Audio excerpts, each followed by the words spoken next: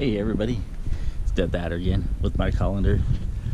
I'm looking for probably the last big berry harvest for strawberries of this year. It's the last time I'm coming out here before vacation. You can see July is starting to come and taking its toll on stuff. Got a little bit of green out here, but I might set the water timer for a little bit more for the ground. I've actually had a couple days of rain, which is kind of funny, but we've got like construction going on around us, and got to be quick today because two things. The water mains kind of got broken into by the construction. Not our water main, but the whole entire water for the city. So they flushed everything out this morning, so I'm on slight water restrictions for myself, like anything from my refrigerator pretty much. And then yeah, it's also 11 o'clock out here. The wind is cold, so that's gonna help, but I got to be super quick about what I do. Be back in just a second here. I forgot my knee pads. Kind of necessary.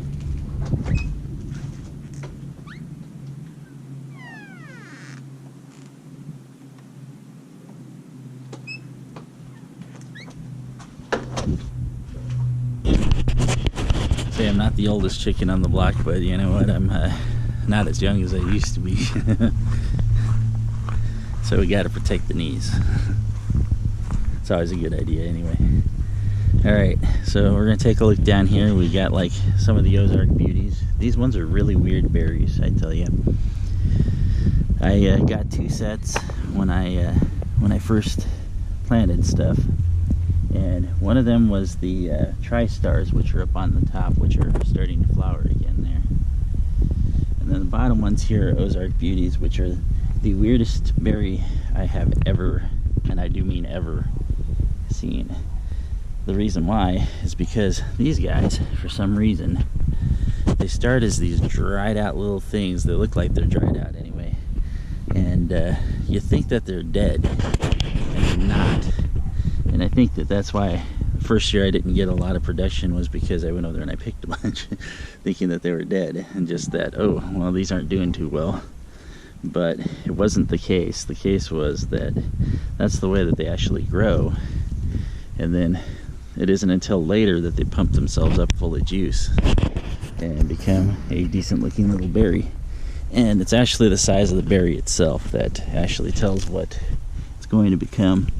And it isn't until the seeds actually turn dark that you actually know that something is actually not right with it. So it's kind of one of those games of wait and see, be patient and all that.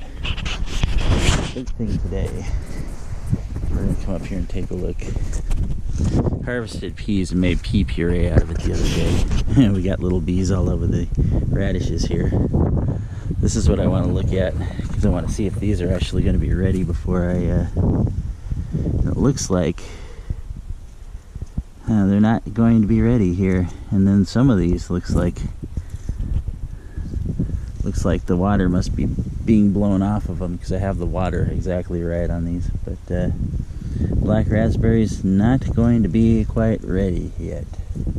I might actually put down a bunch of water just on that. Say wildflowers, and ruined the day I ever planted wildflowers up on this hill before I started digging, because now I got like wildflowers in a couple of these tiers that I don't really want. And see the dragonfly there, he's after the flowers, but yeah, they're now in the spot where my blueberries are at and causing havoc.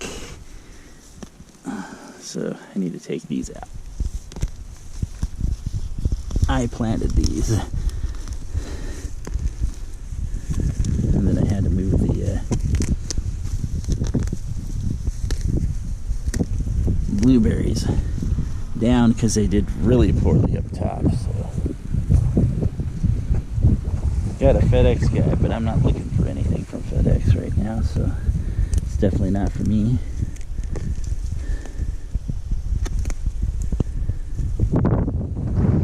Toss those out. Raspberries, we'll take a quick look. So that's the other thing we're picking today. As you can see, the second tier is ripe. These guys here, oh, take a look. These are what these ones are like. These are, I think, called brandy wine, if I remember right, something like that. I call it, yeah, brandy wine. Now, last year they were a lot smaller than this. But these look like little red rubies. Really, they're really cool looking. They really are. But the only thing that I found that they went with was dark chocolate. Kind of excited to see a couple of them because when we were out here last, these weren't even open, so the fact that there's actual berries in them. Oh, I see how it works. Take a look. Let me get a close-up of that. Can you see the inside? Where the berries on the inside? So when these open up, they actually have the berries. Wow. That's cool. Does that mean these are actually ready to eat? Let me find out. We'll just take this one off of here. Take a little sample. The funny thing about these two is that these are sticky. So, wow, better flavor this year. Yeah, they're sticky. Although, I have to admit that despite that, I think that these still aren't exactly ready yet. Despite the fact that it opened up, which is kind of cool. I don't know if I'm going to have time to hack this. Fortunately, most of this is wildflower, so it's not that big of a deal. But I would like to hack it. I only got a couple days, though. And you can see I still got some regular raspberries here. Potatoes, of course. They're in their last throes here before they actually push the potatoes up. Everything's going down into the rhizomes. And the corn is fronding everywhere. And yeah, you want to make sure you rub that silk, because the silk here, every single one of the silk fronds goes down to what's going to be a kernel of corn. So you want to make sure those get all nice and pollinated. Otherwise, you're going to end up with what you get half the time. See a lady beetle there? It's absolutely fine. They keep the pests off around my garden, like the aphids and things like that. So I'm just kind of getting in here, rubbing those down, because yeah, this is where all your production is going to come from. So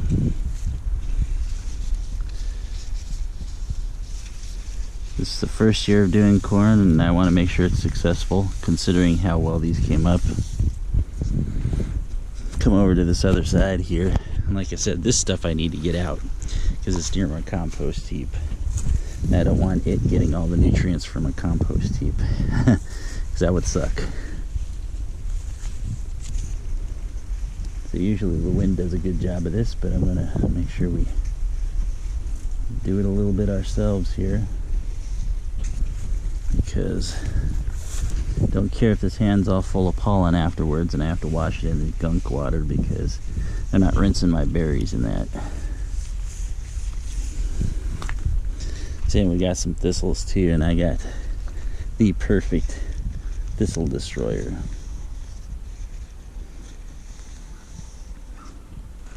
I just gotta make sure I don't get it on anything I want to keep.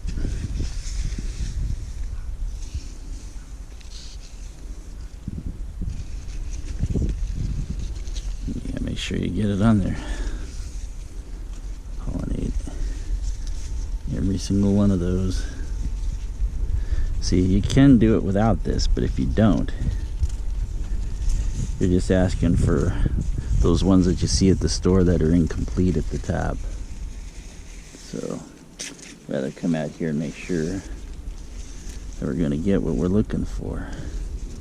Just nice, big, huge ears of corn. Or nice, small ears of corn that are complete. That'll work too. I just don't want, like, bad ears.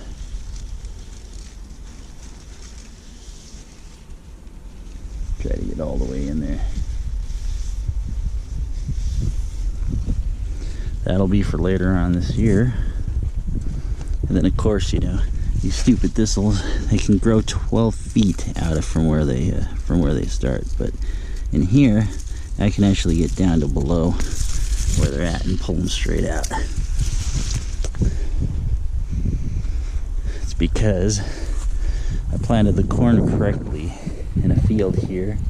Well, not a field, but I mean a little area where I made sure that the ground underneath was nice and loose, so that way the corn would seed. Also makes it easy to pull those thistles out because you get down underneath them. See the little grasshopper there.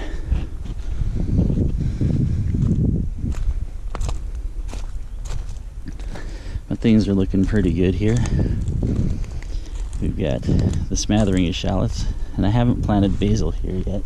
I probably ought to. And it looks to me as if the deer have not returned since I put the bamboo and the fronds up, which is nice.